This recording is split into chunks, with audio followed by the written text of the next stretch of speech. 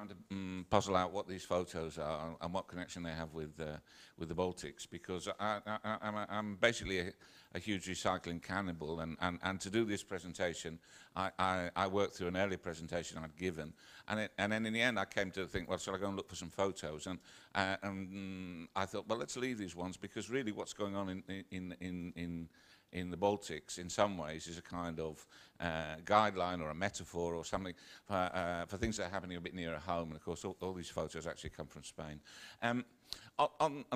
Before getting into the main thrust of what I want to say, I should try and speak more slowly, I think. Yeah, I mean, that's the thing people reminded me of before I started.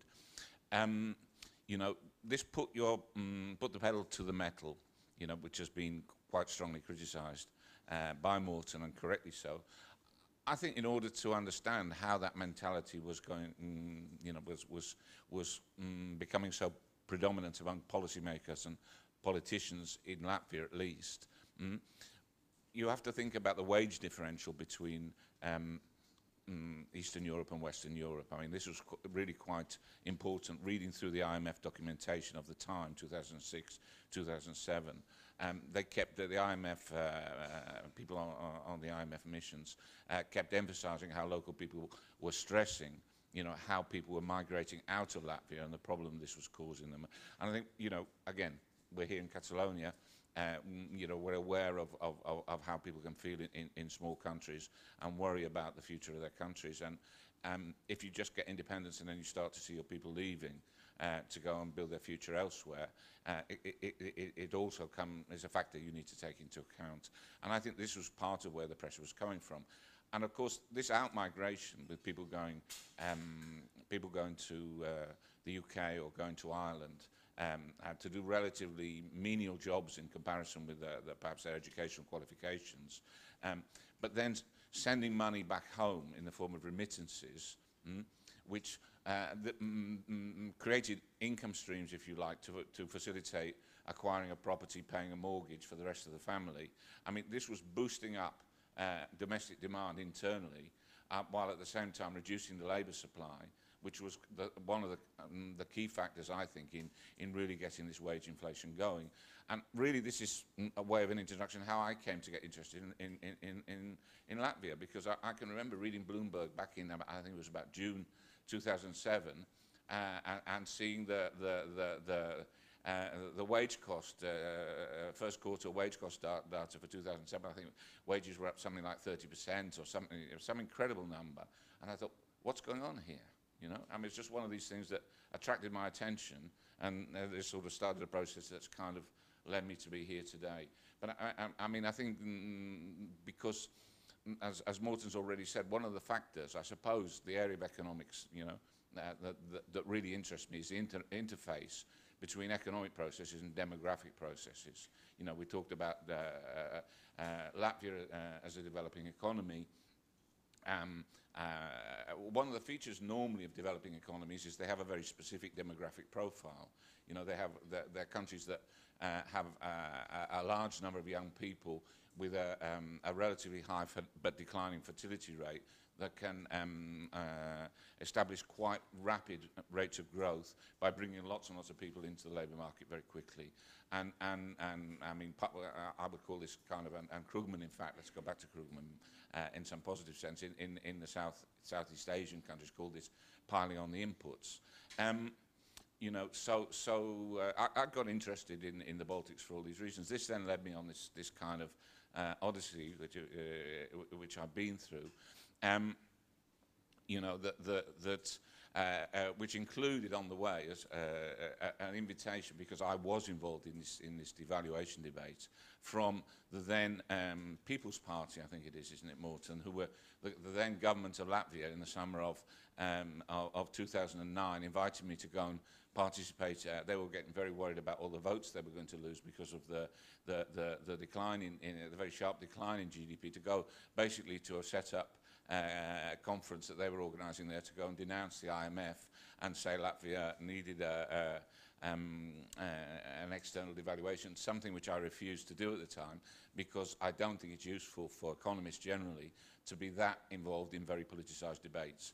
And also what I think, even if I was one of the people who was arguing for devaluation at the time when the debate was really going on, you know, that I think democratic processes are democratic processes, and once a group of people decide to go down another path, then I think it's important to respect that decision during at least a reasonable period of time.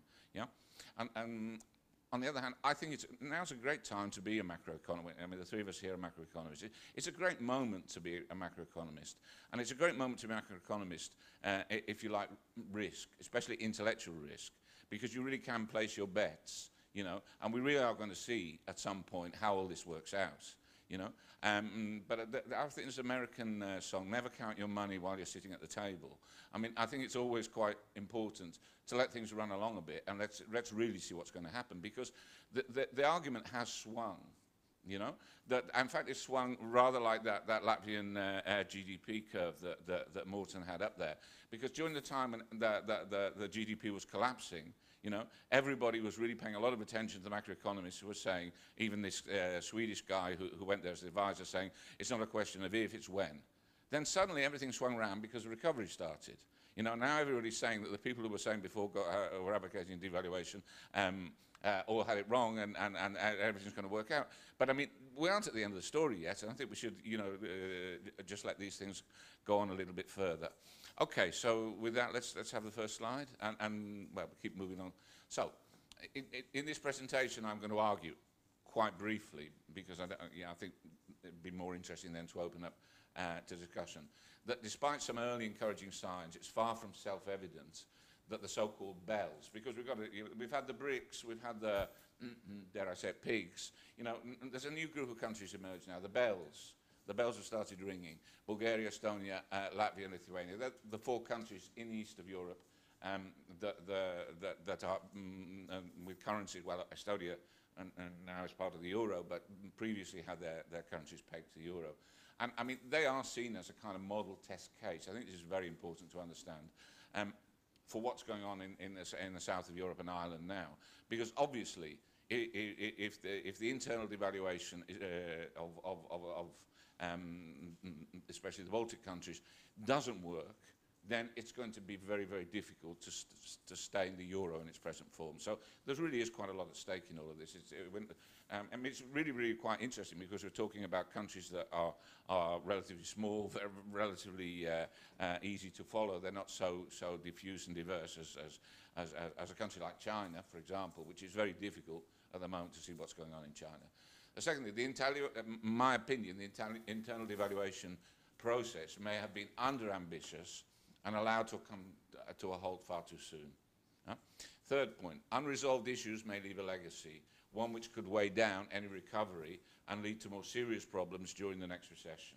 Because, you see, one of the things that, if you look at the forecasts that are coming out, for instance, the famous IMF ones through to 2016, you know, it's very peculiar that I don't see any sign of any kind of recession on the horizon anywhere before 2016. I mean, I find that really, I mean, I know there's a lot of debate that probably we won't see a recession in the United States this year, but I mean, is anybody really willing to put their hand on their heart and say we won't see a recession in the United States before 2016? I mean, can we really see that far ahead? I think this is the kind of stuff that gets economists a bad name when they start to speculate in this kind of way. It's quite likely we're going to see a recession at some point. I mean, we normally do, you know? And it's when we see the recession that we're going to see where we really are. Not during the moment of maximum and most rapid growth. So I'm saying that one of the reasons I think we're going to see problems is, or the two key reasons rather, are the existence of a huge debt overhang, which is different from one country to another, but is there nonetheless. And secondly, and this is the point, I suppose, my personal point, that doesn't tend to come up in the discussions of what to do about the sovereign debt crisis in Europe, the impact of aging, and in the context of the bells of declining populations. Okay, next slide, please. Well, let's see. what I call worrying signs in Latvia. No, we can see that the exports, as Morten's been telling us, have shot up, you know, and we can see here that. Whoops. Mm-hmm. That was what I didn't anticipate. But don't worry, I'm okay. The level is now back up, and this is the last the data is from December, so we're presumably above now the level we were before we went into the crisis, and we're able to see here. In this right-hand chart, that the rates of inter-annual growth in exports have been very, very strong, and this is an important phenomenon. Okay, thanks.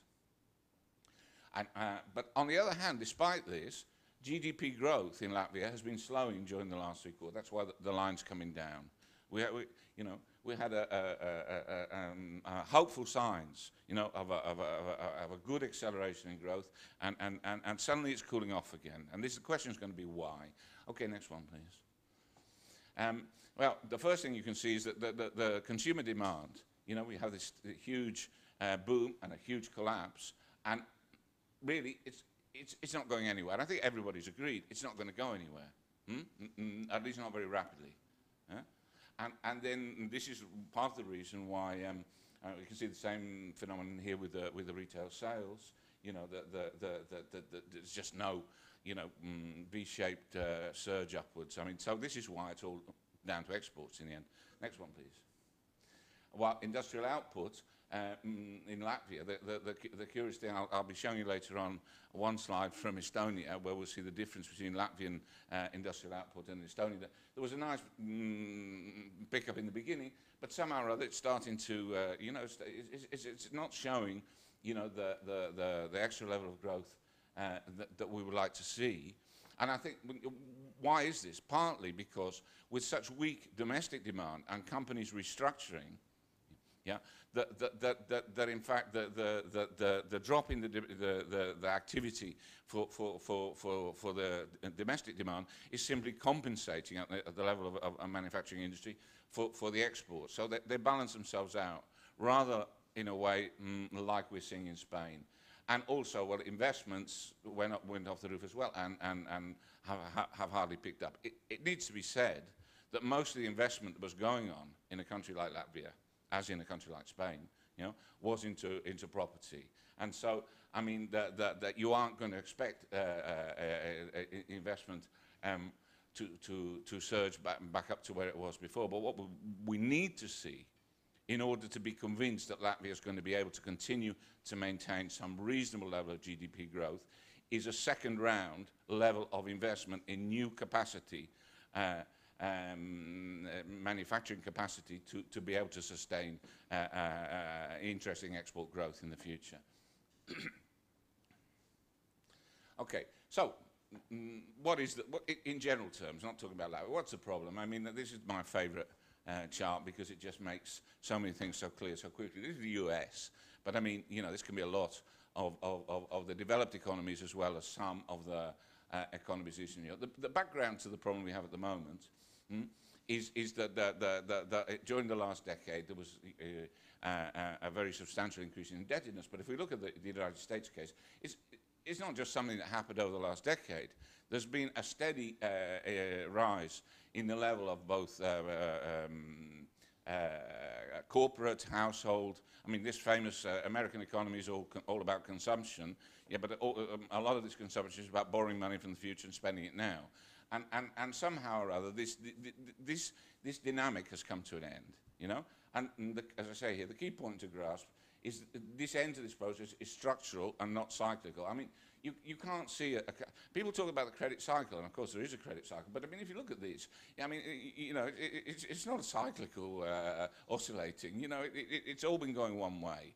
And really, I think a lot of people are arguing now, you know, we're not going back because we're not going to be able to go back, you know, to that reached its end point, its high point, its zenith, and it's over. You know, the future is definitely not going to look like the past in this sense, even though we don't know what the future is going to look like. Okay, next one.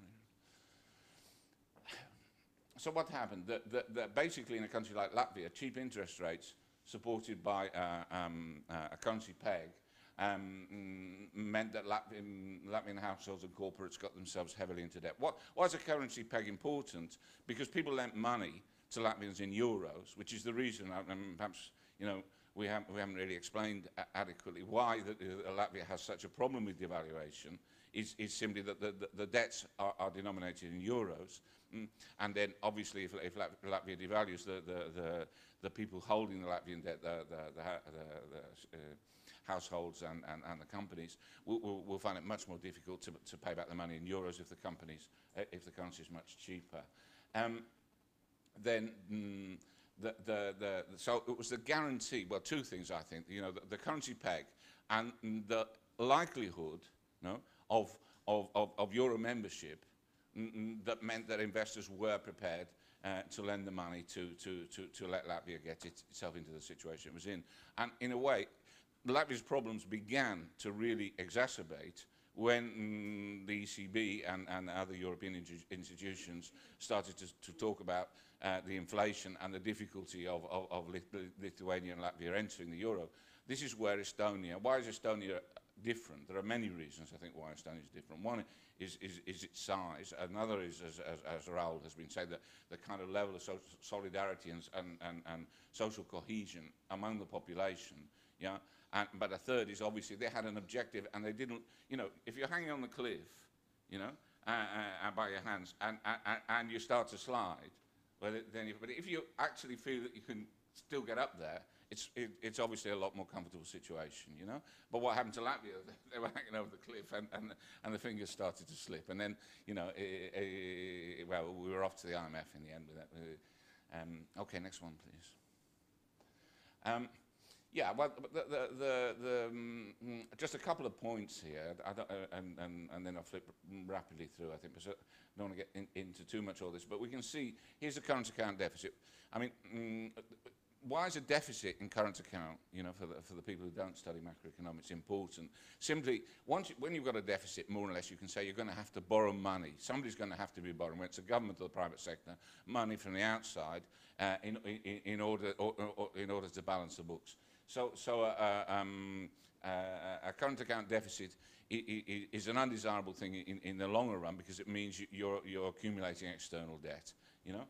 And as Morten's been saying, that Latvia made a very, very rapid correction,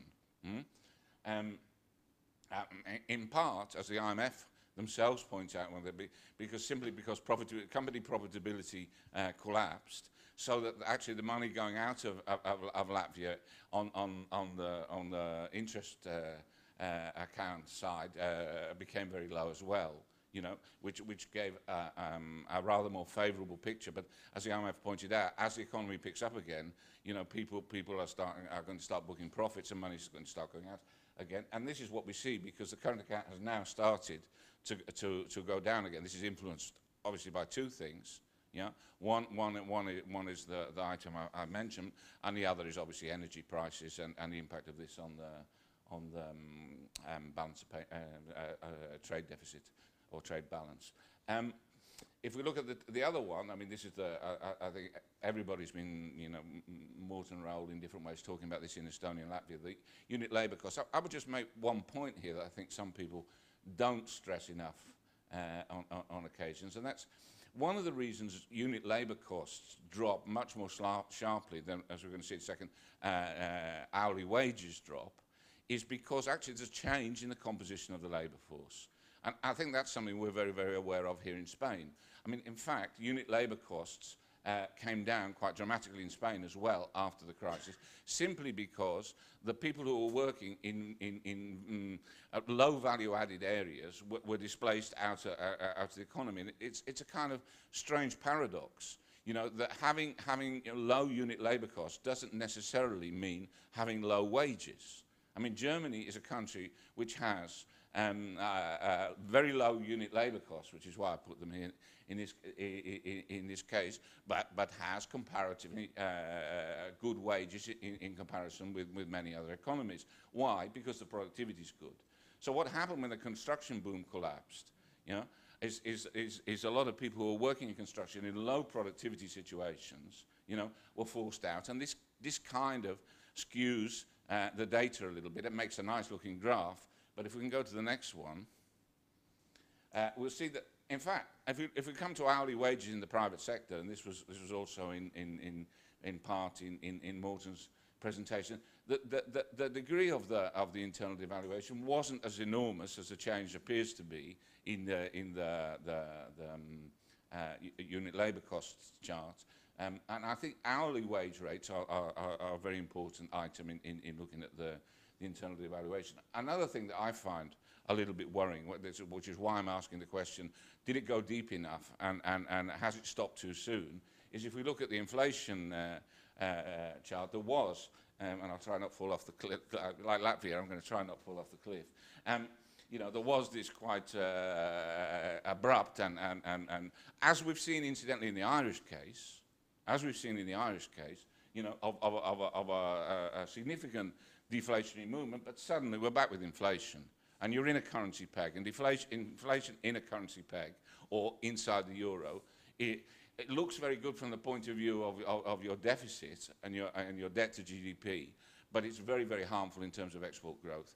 Okay, next one, please. So the problem now is that the credit bust economies are now totally export dependent for growth. Some basic kind of simplifying economics. I mean, the main components of GDP are consumption, investment, government spending, and net trade. Net trade, as I saw at the bottom, is the difference between the contribution of net trade to growth is the growth in exports minus the growth in imports. Yeah. Well, we know that consumption isn't moving very far. We're worried that investment may not be arriving in sufficient quantity and sufficiently quickly for that to be a positive. We know that government spending is going the other way because the government is trying to correct a fiscal deficit. So the only point here, which can, and it even has to offset negative items in the other three areas on occasion, is a net trade component. Yeah? So, I mean, this means that this one item in the economy has to do a huge amount of work. Yeah? And, okay, can we go to the next chart and see what... So, the question is this. Export can grow, as we're all seeing, rapidly. This is called, in economics terms, the base effect. Can grow very rapidly after a sharp drop. You know? And again, don't fall off the cliff, Edward. You know, this is what we're seeing here. And these produce these very spectacular numbers, you know, 40, 50, 60% year-on-year growth in GDP. Does this mean there's been a spectacular revolution and everything's... The thing is this, everybody knows that countries like China and India and Brazil and Turkey, you know, are growing quickly at the moment. Everybody knows there are export opportunities, you know, and the external demand is there. So it's hardly surprising that the existing export sectors are able to take advantage of this.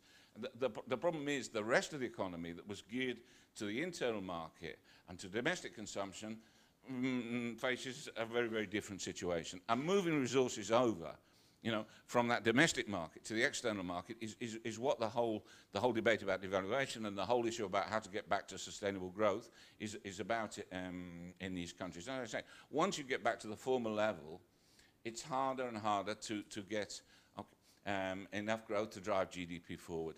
A couple more slides and I'm going to finish. Yeah?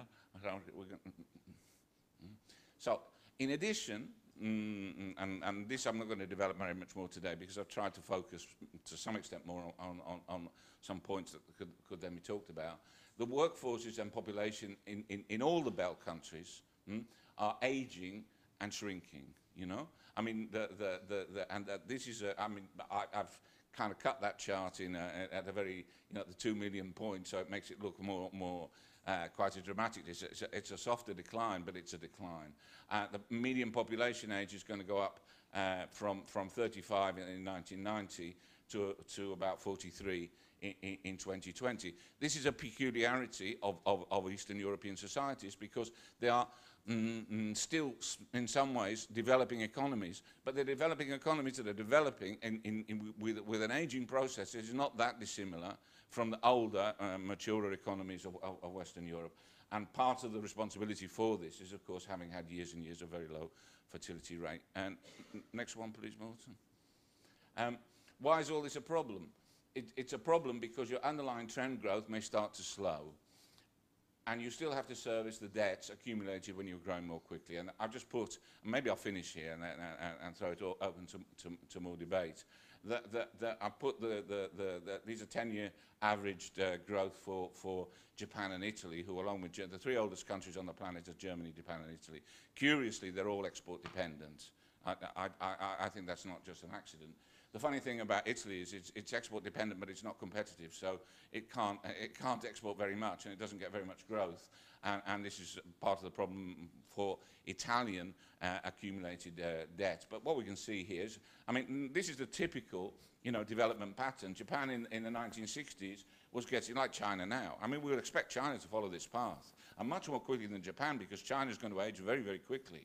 But I mean, Japan in the 1960s was getting 10% growth, and then it's just come, down and down, and then during the years of the so-called lost 20 years, because it's now not a lost decade, it's a lost 2 decades in Japan. The growth has come down and down and down and down. And some people would say, incidentally, about these last parts, well, Edward, you're including the second Great Depression in all these years of lost output, the very sharp loss of output over the last 2 years. But I mean, on the other hand, the background to that were the years of exaggerated growth. So I mean, if you're going to take out, the Great Depression, you should take out something for the excessive growth that people were having in the years 2004 to 2007. I mean, I don't think in this case you can have your cake and eat it. Either something was going wrong, over several years before we hit the crisis, and if that something was going wrong, either we're going to address it, or we're going to have more problems,